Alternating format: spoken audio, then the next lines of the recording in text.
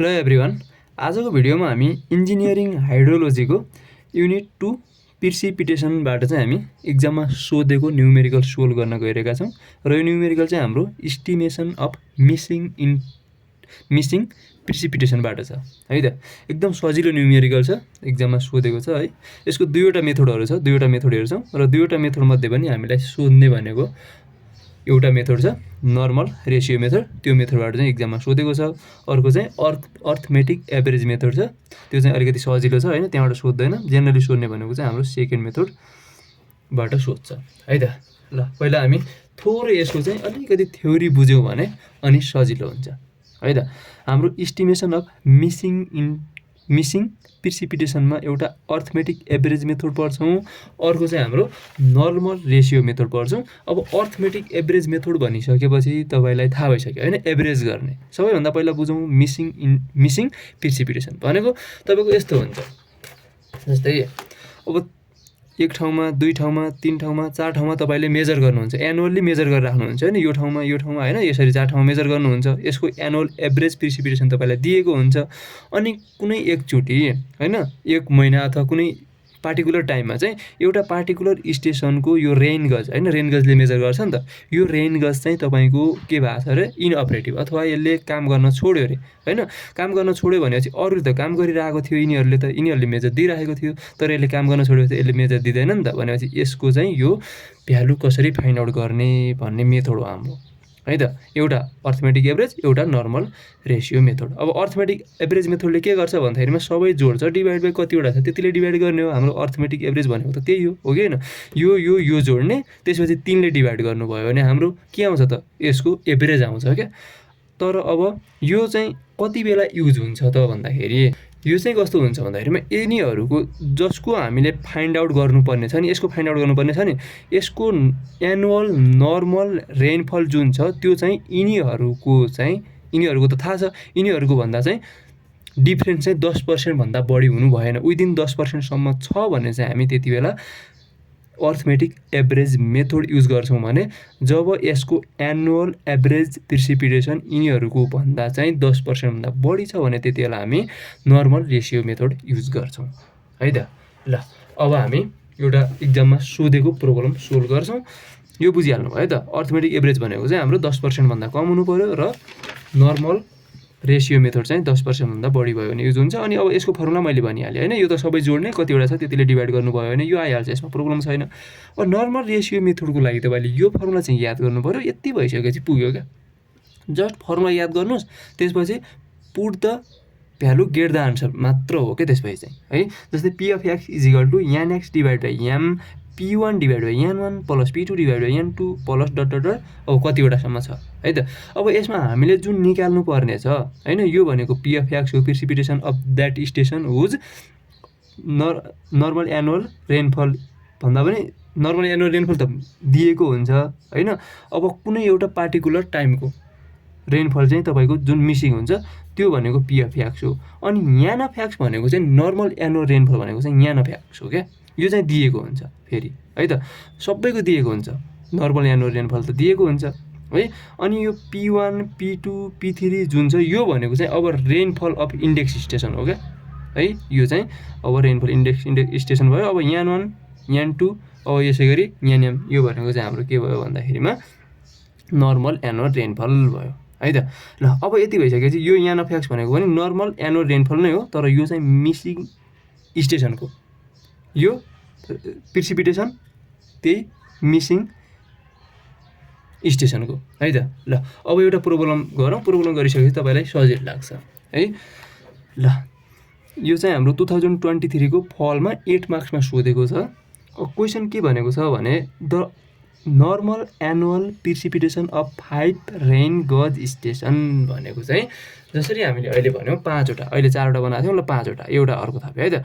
यसको चाहिँ normal annual rainfall भनेको, नर्मल एनुअल रेनफल भनेको यो वार्षिक के, यसलाई सधैँ मेजर गरिन्छ नि त होइन, प्रत्येक वर्ष मेजर गरिन्छ होला भनेपछि त्यसको चाहिँ नर्मल एनुअल रेनफल भनेको चाहिँ यसको वार्षिक हो क्या है। प्रत्येक वर्ष चाहिँ यसको मेजर गरिन्छ। त्यसको चाहिँ PQRNS 5वटा स्टेसनहरू रहेछन् होइन, रेनगज स्टेसनहरू। तिनीहरूको मेजरमेन्ट चाहिँ कति रहेछ, 124, 101, 75, 112, एन्ड 136 यो चाहिँ सबैको दिएको छ है। नर्मल एनुअल प्रिसिपिटेसन सबैको दिएको छ। ड्युरिङ अ पार्टिकुलर स्टोम, अब कुनै एउटा पार्टिकुलर स्टोममा चाहिँ precipitation recorded by the station P Q R and S, R पीको दियो, क्यूको दियो, आरको दियो, एसको दियो, तर त्यो टी भन्ने स्टेसन चाहिँ त्यो पर्टिकुलर स्टोममा चाहिँ के रहेछ त भन्दाखेरिमा इनअपरेटिभ रहेछ भनेपछि त्यसले काम गरेको रहेनछ ड्युरिङ द्याट स्टोम। त्यो स्टोममा चाहिँ एउटा पर्टिकुलर स्टोममा हेऱ्यौँ नि त हामीले होइन।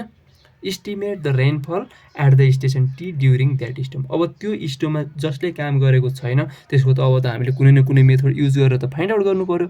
हो त्यो टी भन्ने स्टेसनको चाहिँ अब रेनफल कति हो एट द्याट पार्टिकुलर स्टोम है त। यसको लागि के गर्ने भने नर्मल एनुअल प्रिसिपिटेसन सबैको लागि दिएको छ। नर्मल एनुअल प्रिसिपिटेसनलाई हामी पीले डिनोट गर्छौँ, के अरे यहाँले डिनोट गर्छौँ है। यो पी भन्ने स्टेसनको भएर अगाडि पी लेखेको हो, यो पीले डिनोट गरेको होइन। अनि प्रिसिपिटेसन एट द्याट स्टोमलाई हामी जुन एउटा पर्टिकुलर स्टोम छ नि हो त्यो स्टोमलाई चाहिँ हामी पीले डिनोट गर्छौँ। अब एउटालाई यान 1 अर्कोलाई P1, अब यसरी यान 1 यान 2 भन्यो भने भयो। तपाईँले अब यसको यान 1 को सफिक्समा चाहिँ तपाईँले यान पी दिँदा पनि हुन्छ, पी भन्ने स्टेसनको हो नि त। अथवा यान यसरी बाहिर ब्राकेट दिएर पछाडि पी लेख्दा पनि केही फरक पर्दैन है त। अब तपाईँले यो डिनोट गर्ने कुरा आफ्नो भयो।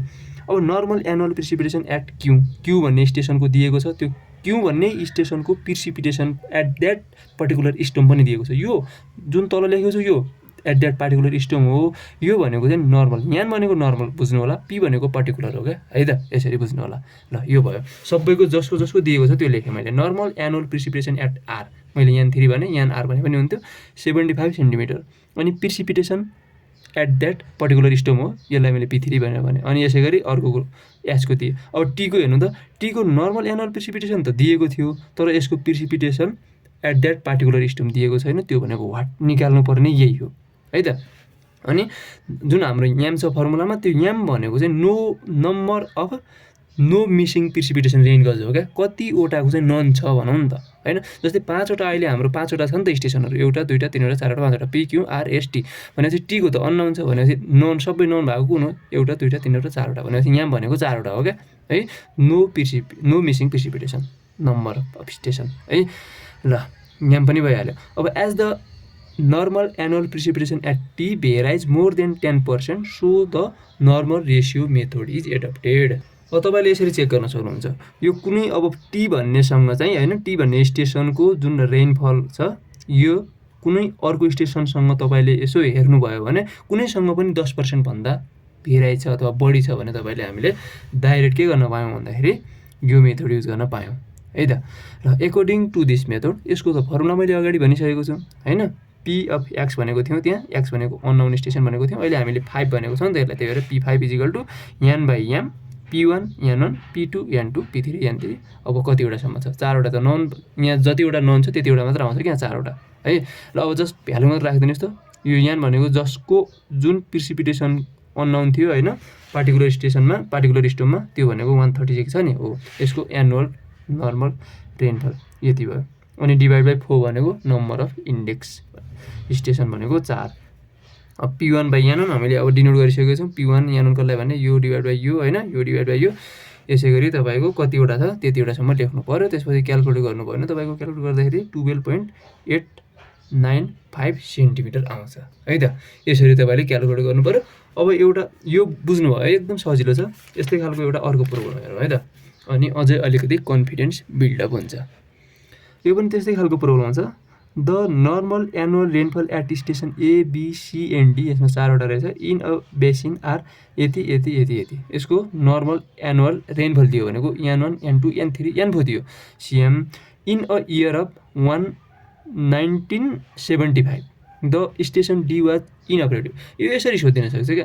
जस्तै यो त नर्मल एनुअल रेनफल त दिएको हुन्छ, अनि अब कुनै ड्युरिङ एनी पार्टिकुलर स्टोम पनि भन्न सक्छ, पार्टिकुलर इयरको पनि दिन सक्छ होइन। यो इयरमा चाहिँ तपाईँको के छ त डी भन्ने अपरेटिभ छ, डी भन्ने स्टेसन चाहिँ इनअपरेटिभ छ।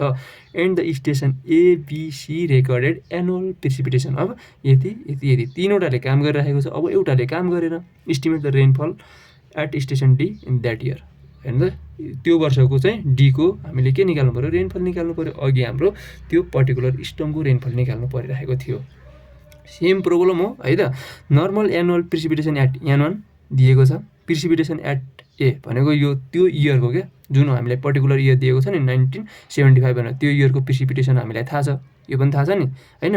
अनि अर्को नर्मल एनुअल प्रिसिपिटेसन एट बीको एबिसीको दिएको छ क्या, एबिसिडीको दिएको छ, यो सबै दिएको छ एबिसिडीको, तर डीको चाहिँ यो सबै दिएको छ है, यो लेख्न सकिहाल्नुहुन्छ। डीको चाहिँ त्यो इयरको पर्टिकुलर इयरको चाहिँ प्रिसिपिटेसन दिएको छैन। अब यो निकाल्नु पऱ्यो है त। यो निकाल्नको लागि अब हामीलाई number of station with no missing precipitation 3वटा हेर्नु त। 3वटा भनेको 3वटाको सबै थाहा छ नि, एउटा 2टा 3वटाको त पुरै थाहा छ, तर यसको थाहा छैन भनेपछि total number of index station हाम्रो कति भयो, 3 भयो। अब as the normal annual precipitation at D varies more than 10%, so the normal ratio method is adopted। यो 10% चाहिँ कसरी निकाल्नु भएको भने यदि तपाईँलाई लाग्छ भने कुनै दुईवटा भन्दा पनि एउटा त डीको लिनै पऱ्यो होइन। डीको स्टेसनसँग अरू कुनैको स्टेसन तपाईँले हेर्नुभयो भने 10% भन्दा भेराइज हुन्छ। जस्तै यहाँ हेर्नु त 92 र 67 सबभन्दा यो डिफ्रेन्स यही छ नि होइन। यहीँबाट तपाईँले पर्सेन्टेज निकाल्न सक्नुहुन्छ। 92बाट मैले अब पोइन्ट पनि लिएन ल, 67 डिभाइड बाई 92 गर्नुभयो भने पनि यसलाई पर्सेन्टेजमा लिनुभयो भने त तपाईँको हेर्नु त 27 भनेपछि यति पर्सेन्ट आइहाल्यो। भनेपछि यसरी पनि कुनै दुईवटा लिएर तपाईँले के गर्न सक्नुहुन्छ, कति पर्सेन्टेज भेराइ छ भनेर निकाल्न सक्नुहुन्छ है। ल यो मेथड युज गर्ने। अब यो मेथडको लागि मैले फर्मुला त्यही हो होइन, according to this method formula जसको प्रिसिपिटेसन एट द्याट इयरको फाइन्ड आउट गर्नुपर्ने छ त्यो इज इक्वल टु त्यसकै चाहिँ नर्मल एनुअल प्रिसिपिटेसन भयो यो चाहिँ है। अनि divide by number of index station कतिवटाको नन छ भन्ने हो, 3वटा भइहाल्यो, P1 N1 P2 N2 P3 N3। यसरी तपाईँले फर्मुला राख्नु होला अनि त्यसको भ्यालुहरू राखिदिनु भयो भने कति आउँदो रहेछ भने 99.403 सेन्टिमिटर चाहिँ आउँदो रहेछ है त। यसरी क्यालकुलेट गर्नु होला, गाह्रो छैन है, एकदम सजिलो छ।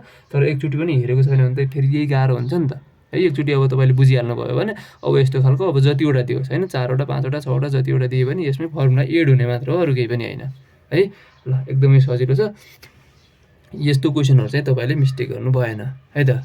ल आजको लागि यति नै गरौँ। भिडियो कस्तो लाग्यो त्यसै कमेन्ट गर्नु होला। Thank you.